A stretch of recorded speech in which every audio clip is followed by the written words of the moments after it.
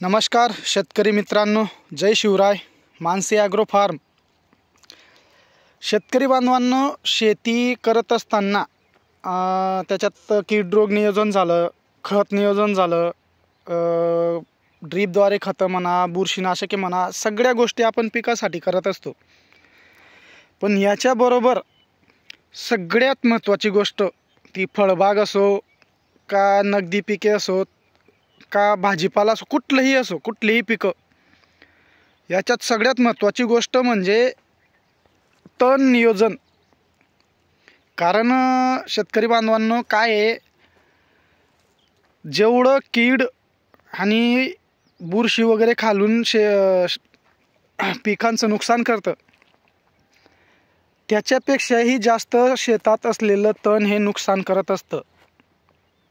ही गोष्ट साधी किंवा टाळून चालणार नाही. फळबाग असो का कुठलेही पिकं असोत, शेतात तण बिलकुल म्हणजे 0% मध्ये असलं पाहिजे. आता हे तुम्ही बघू शकता, कुठेही तुम्हाला एक पत्तीही दिसणार नाही तणाची. जेवढं शक्य झालं तेवढं लवकर मजूर नाही भेटलं तर आपण घरच्या घरी निंदणी करून हे काढत असतो. तण हे नकोच असायला पाहिजे, कारण त्याच्यामुळं सकिंग पेस्ट म्हणा, मच्छर वगैरे किंवा आडी ही आपल्या पिकाला नुकसान करत असते. तुम्ही बघू शकता, आपलं पहिली गोष्ट प्राथमिकता ही तण या बाबतीत असते. शेतात तुम्हाला एक पत्तीही कुठं दिसणार नाही, कारण आता 9 महिन्यात जेवढ्याही वेळेस गरज पडली तर घरच्या घरी स्वतः निंदणी करून हे सगळं साफ केलेलं आहे. हे तुम्ही बघू शकता. आणि काय झालं शेतकरी बांधवांनो, उन्हाळा असल्यामुळे आणि आता कळीचा वेळ आहे, कळी लागलेली आहे, प्रत्यक्ष खूप चांगल्या प्रमाणात कळी आहे, म्हणून थोडा पाण्याचा ताणही पडत होता. एकच लाईन, सिंगल लाईन होती आपली ही. परत रविवारी आपण डबल लाईन टाकून घेतली. आणि थोडं अडचण आली अशी की रविवारीच जे आपण DP म्हणतो ती नेमकी जळ आली, तर त्याच्यामुळं ती आता 8 दिवसात येते का 15 दिवसात येते, काय खरं नाही.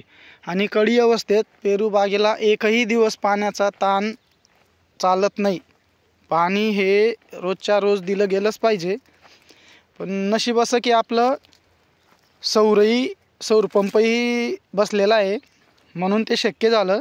त्याच्याद्वारे 2 दिवसापासून पाणी देणं चालू आहे. हे तुम्ही बघू शकता, इतक्या चांगल्या प्रमाणात कळी आहे, म्हणून त्याला पाण्याचा ताण द्यायला चालणार नाही. म्हणून काय शेतकरी बांधवांनो, जेवढं शक्य झालं तेवढं तणाचं नियोजन करा. तण काढून टाका, लवकरात लवकर तण राहू देऊ नका. आणि दुसरी गोष्ट, आजकाल शॉर्टकट गोष्टी लोक, काही मजुराची अडचण म्हणा किंवा पैशांचं वाचणं म्हणा, त्यामुळं तणनाशक वापरून मोकळे होतात. परंतु शेतकरी बांधवांनो, जर शक्य झालं तो तणनाशक हे जमिनीत वापरू नका. हे स्लो पॉयझन आहे. आज तुम्हाला कमी खर्चात कमी वेळेत काम होतं आहे, पण याचे परिणाम पुढं खूप वाईट येणार आहेत.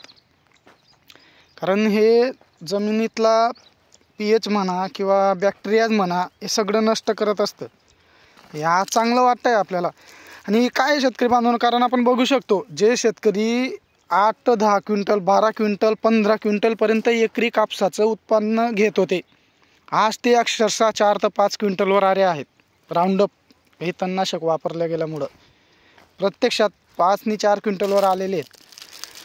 आजचा खर्च, बाजारभाव कुठल्याही पिकात, कापूसच नाही पकडला, विचार केला तर ह्या एवढ्या उत्पन्नात नाही शक्य होत, नाही परवडत. म्हणून पहिली प्राथमिकता ही ठेवा की जो तो हातानेच तण हे काढलं गेलं पाहिजे. तुम्ही बघू शकता, कुठंही फिरलं आपण, आपली पहिली प्राथमिकता ही स्वच्छतेवर असते. तण तुम्हाला दिसणार नाही. आणि दुसरी गोष्ट, पेरू बागेतच नाही, टोटल आपलं 12 एकर क्षेत्र आहे. कुठल्याही पिकात, कुठल्याही क्षेत्रात आपण आजपर्यंत तणनाशक फवारलेलं नाही आहे. तणनाशक आपण वापरतच नाही. धन्यवाद. शेतकरी बांधवांनो, अधिक माहितीसाठी मानसी ॲग्रो फार्म या यूट्यूब चॅनलला सबस्क्राईब करा, लाईक करा, शेअर करा आणि काही माहिती लागत असेल तर कॉलही करू शकता. धन्यवाद.